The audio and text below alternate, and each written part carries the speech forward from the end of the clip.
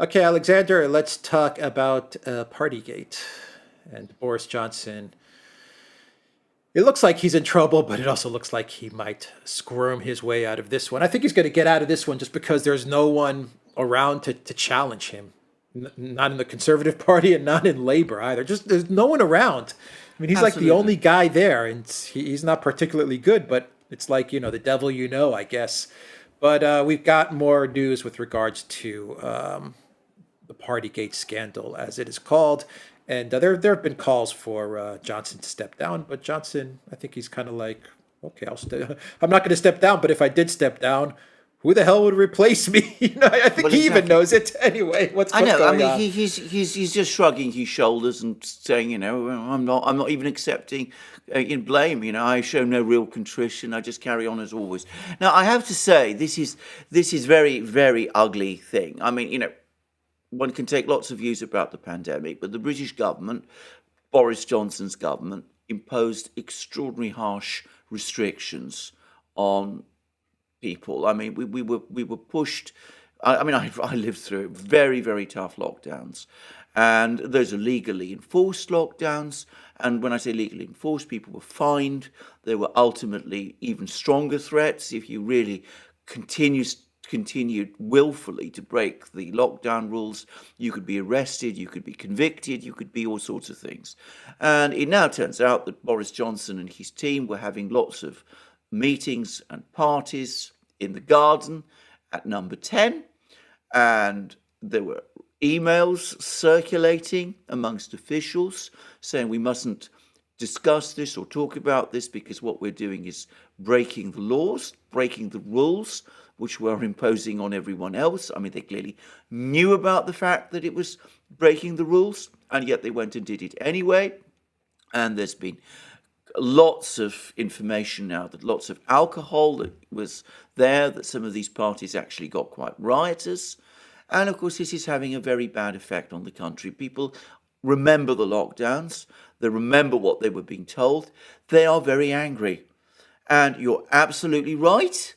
The only reason that Boris Johnson is surviving this, and one can say that this is a trivial affair, and in some respects, in terms of the overall state of things, you could say it's trivial. But when a prime minister treats his country, the people who've elected him, with this kind of condescension and contempt, it doesn't go down well. And that's putting it mildly. But the reason he's still there, the reason that I fully expect him to survive, is because there is no one to take over. The Conservative Party has no remotely credible challenger or alternative. I mean, Liz Truss. I mean, I find the idea of her becoming prime minister almost comical, and I think most people in Britain do. Ben Wallace, who's the defence secretary, some people have talked him up. I have to say that he doesn't come across to me as a particularly inspiring figure, and frankly, I don't think anybody takes that seriously. Kwasi Kwarteng, who I discussed before, well, he seems to have faded out. He seems to be taking a backseat, and there's criticisms of him anyway, mounting criticisms, because he's been blamed for the fact that he's got no obvious response to the rise in energy bills. Not obvious, not easy to see what he could do, but there we go.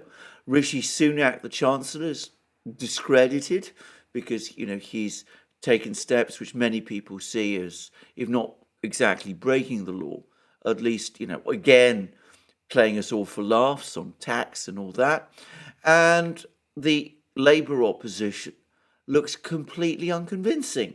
And most Conservative MPs, I think, still feel that if there was an election tomorrow, Boris Johnson would lead the Conservatives to victory, and probably no one else would. So that's why Boris Johnson survives.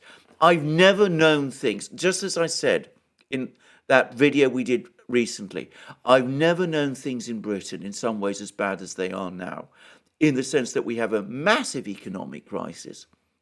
Inflation is definitely now, in my opinion, in double figures. There's a massive cost of living crisis. We are now definitely, it seems, going to have a rail strike, which is going to paralyse much of the economy, in fact, most of the economy. We've had an election in Northern Ireland, which has brought Sinn Féin to power in Northern Ireland, or at least brought Sinn Féin is now the biggest party in Northern Ireland, and they're an active anti-British secessionist party, out of which the IRA grew. I mean, you may support United Ireland and all that, but still, it's a sign of the malaise. And we have a government that is not interested, has no plan or policy about what to do, a prime minister who is widely disliked and despised, and no alternative to him. I've never known things in Britain as bad as this. Okay, so usually in this type of scenario, one of two things happens, I believe. Either someone rises up who you've never expected to come along, someone comes along that is a real leader and puts the country back together. For example, what happened in Russia in the end of the 90s, where, Putin, I don't want to say he came out of nowhere, but he was an unknown figure and he just kind of came into power. And who would have expected that he would put the country back together again? And the country was in near collapse. It was close to complete collapse on all levels, society, economic, you name it. And this guy came along, and it seemed that he came along out of nowhere, but, he became president, and, the rest is history, as they say. So something like that happens, or you get a complete collapse. I mean, no leader comes along, no one capable shows up, and you just get this malaise turns into just complete rot, and the whole thing just collapses, and that's that. I mean, usually it's one of the two things that happens when you have this type of situation.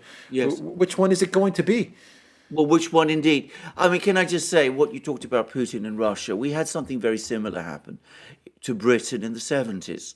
I mean, again, there was a period of great malaise in Britain in the 70s. And a personality emerged who was Margaret Thatcher. She'd been a cabinet minister in Heath's government, but an education minister, not particularly popular, not seen as particularly successful, widely distrusted within the Conservative Party, seen as a ridiculous figure by many in the country. And yet she became Conservative leader. And of course, in the 1980s, she became a very, very strong and effective prime minister. And she did turn things round. Now, is there any personality like that in Britain today? I have to say straightforwardly, I cannot see one. I mean, I remember Thatcher at that time. I remember Thatcher in the 70s when people were laughing at her and not taking her seriously. But there was no doubt that she was a personality. I look at the politicians in both the major parties, both Conservative and Labour, and I just can't see any real personalities there. I can't see anybody who has any clear idea of what to do or of how to chart a way forward, or who has anything that even remotely resembles a plan. And you talked about the alternatives, a strong personality coming forward. I see no sign of that. I would also say that the way the political class is structured in Britain today makes it all but impossible to see how such a political figure could emerge. There would almost immediately be movements to try to block that person. But anyway, I don't see any sign of a strong figure emerging. A complete collapse in Britain is possible, but this is a country with enormous institutional strength and with a very law-abiding population. I think the greatest danger is that what we're going to get instead is a prolonged period of decay and decline, which will eventually, inevitably, result in some kind of collapse. I hope I'm wrong, but that's, it seems to me, the outlook we're facing at the moment. And one of the most interesting and telling things is that parts of the Conservative media which have supported Johnson, are now turning against him and are talking in exactly the way that I've just done, that Britain is in decline, that it is in decay, that there is no way out. Yeah, and the Johnson government needs to stop with this Ukraine, we're going to Oh, fight Russia absolutely. nonsense, and they need to Well, start absolutely. focusing inwards and focusing on the country. Absolutely. They're not capable to do it, but they should. That's what they should. That should be the first thing that Absolutely. a capable and responsible advisor would tell Boris Johnson. Stop sending money to Zelensky. Stop dealing with this stuff.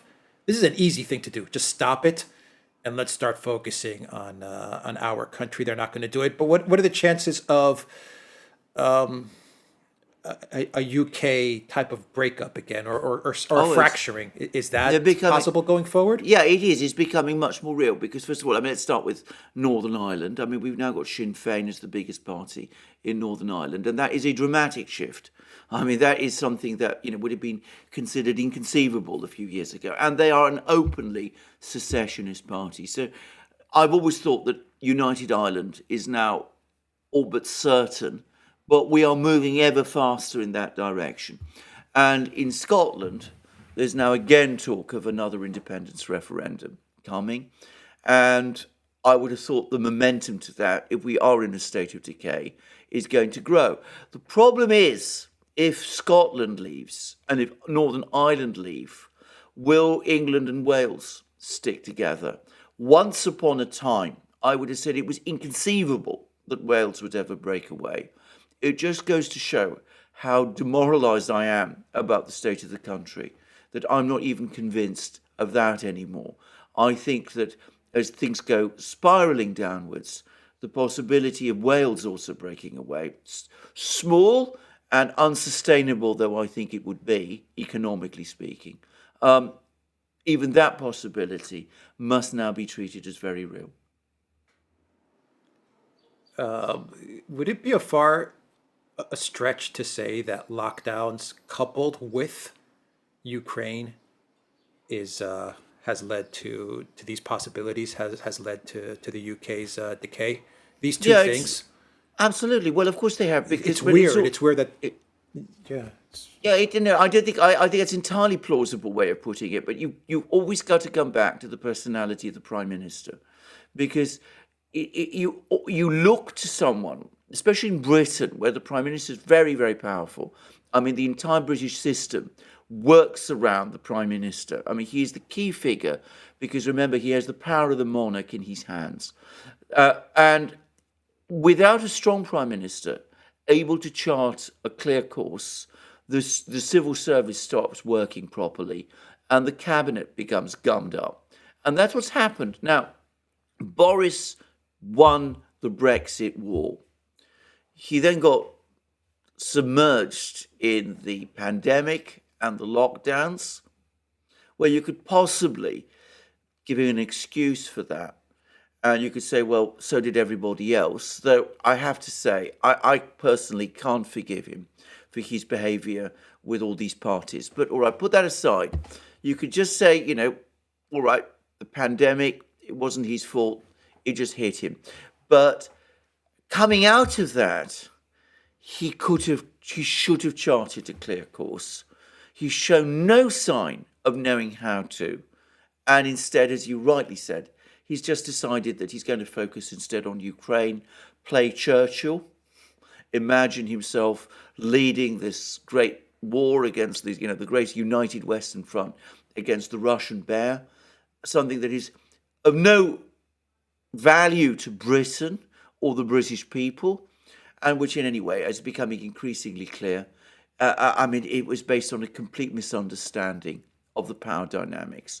So you're right, the pandemic and the Ukraine war have massively weakened the system, but you can't take the responsibility away from Johnson.